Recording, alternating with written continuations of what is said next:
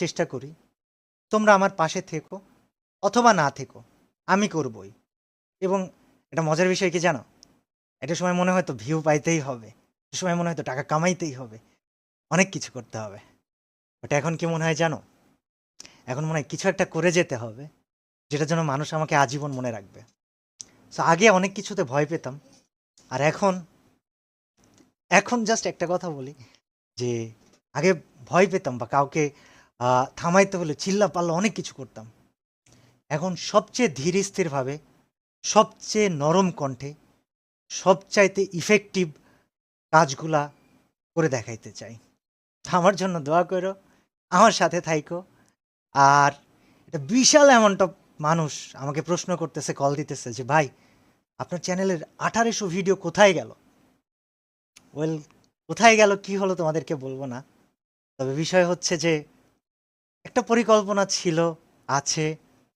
আমার জন্য দোয়া করো যেন আমি পরিকল্পনাটা বাস্তবায়ন করতে পারি। এবং তোমরা আমাকে মনে রেখো আজীবন। আমি তোমাদেরকে আসলে অনেক ভালোবাসি, কিন্তু তোমাদের থেকে বেশি ভালোবাসি আমি আল্লাহকে।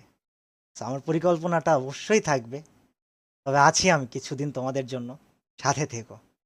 আর অফিসিয়ালদেরকে আমি বলবো, আপনারা যদি আমার এই ভিডিওটা দেখে থাকেন, আমাকে খারাপ ভাইবেন না। আমি এই কমিউনিটি, এই গেম, এই এটা আমার কাছে খুবই ভালোবাসার জায়গা। আপনাদেরকে আমি অনেক সম্মান করি, অনেক রেসপেক্ট করি। বাট আপনাদেরকে না দায়িত্ববান হতে হবে।